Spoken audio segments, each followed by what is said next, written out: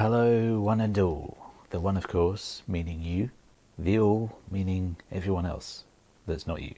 Here we are at 67 and 68 of Build the Terminator, and I'm sat here still wondering just how long the tiny cell battery in this microphone is actually going to last. Do you think we'll make it through the whole Terminator build? I don't know. I hope so.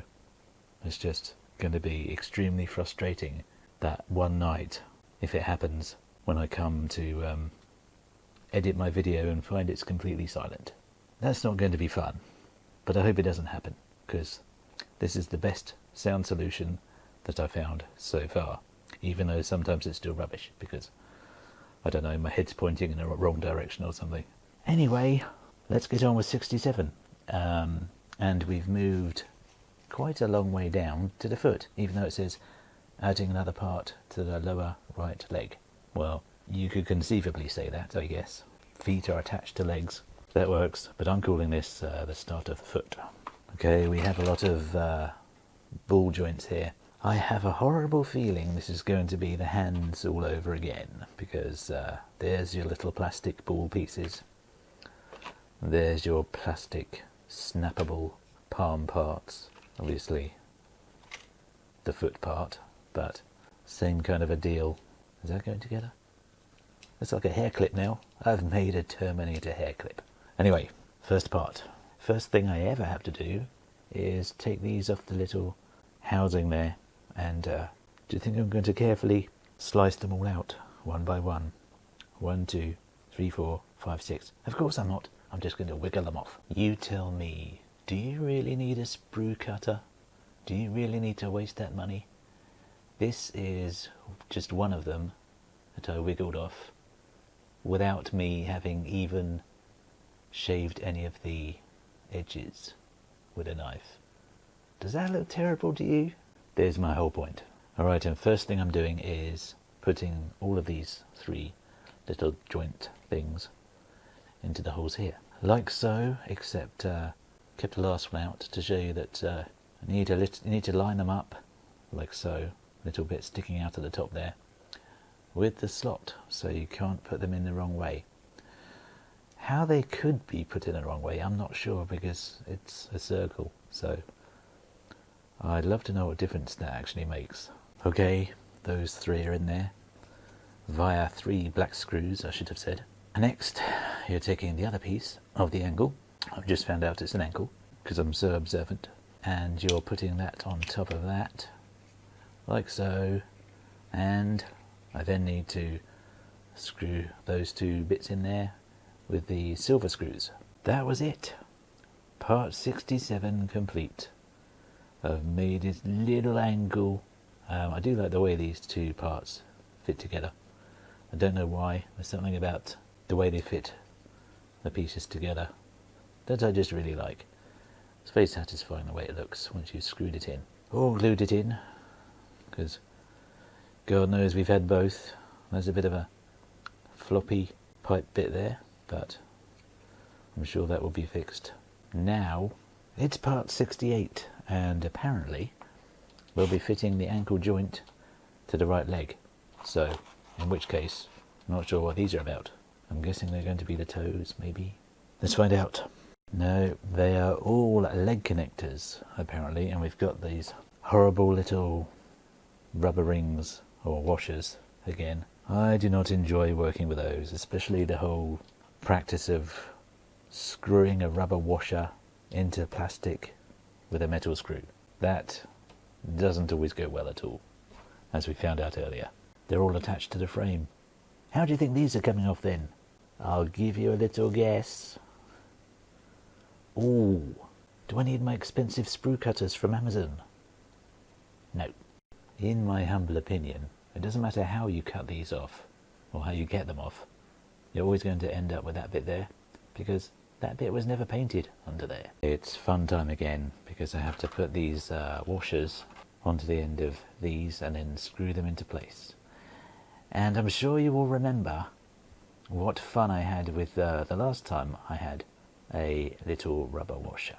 So I'm going to take a little break from filming now and be very, very, very careful when I screw these on. Okay, sorry about this, but I'm going to have to order a back issue and have to end this recording here because I'm only joking. Give me some credit. I've screwed them into place, but it's really annoying because it says don't over tighten, but how do you know what is over tight? Because the last time I didn't do these tight enough and lost one of them inside one of the arm tendons or joints. So let's hope I've got that right. You can only hope, because this is definitely not an exact science. As for the next part, you've got to take this piece of plastic with the hole up the top, or around this side I should say, just making sure it's focused there, of course. I'm always that conscientious. And then you've got to put the ball joint inside there with the flat end facing the front, aligned with the hole. I'm not entirely sure why. What's a tiny screw going to do there with this ball joint? Surely the whole point of a ball joint is that it has to act like a ball joint. So are you going to be putting something through there that's stopping it doing that?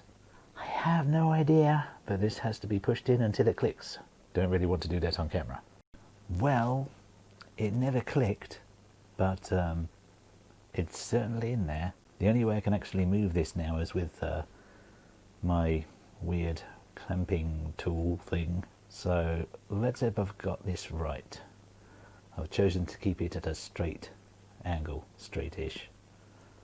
I'm not sure what it's going to have to do exactly yet, or how much give it's going to need to do.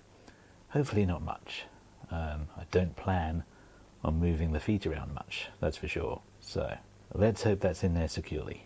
Next part is you have to shove it in the end there, and you have to line up this hole with a hole that's underneath there, so it's not on top, it's on the bottom. And I don't really want to turn this Terminator over right now, so I like to do that as little as possible. So I'm going to obviously do it the right way, but this will be on the bottom, so I'm shoving it in there. And are you telling me that the entire weight of the whole Terminator is resting on these two little bits of plastic? Because I think that's the last thing between the whole Terminator and the foot. That's a lot of weight to carry. Okay, well, that's in there.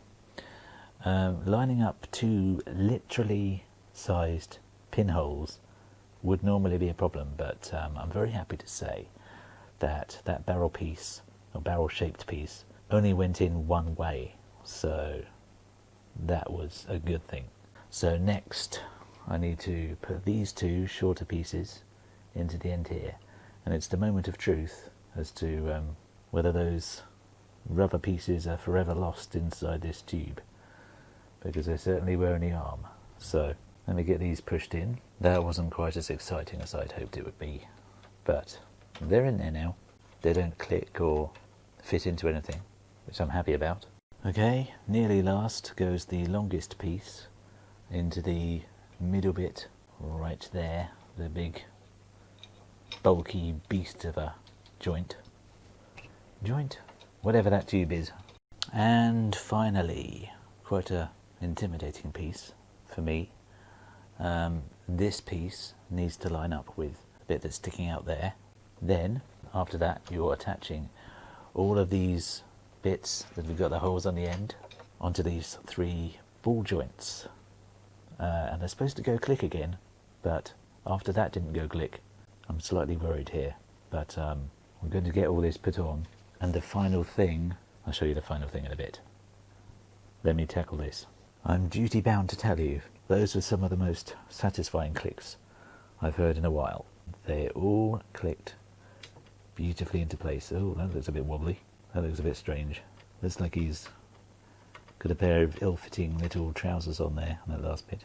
Got to put, the very last thing I need to do is put a washer over the big fat screw, and then screw that through the, I think it's the heel, right there.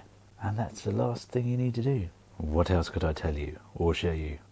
The screw is in. Did that very nice and tight in there. And that was 67 and 68. Next time we've hit 70, which to me is a big milestone, although you may be saying, no, 75 is the big milestone, but it feels like with this thing, everything is a milestone, because it's been hard work. But hopefully, one day, all the hard work will pay off. That's what I meant to tell you as well.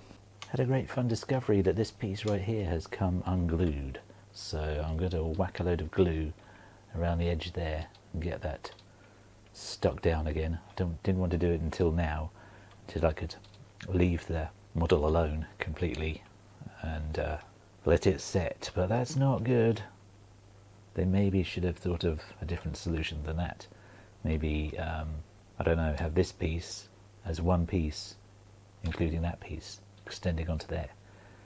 That would make a lot more sense, surely. I don't think anyone would surely notice or complain if there wasn't a seam there. They could just make the model easier.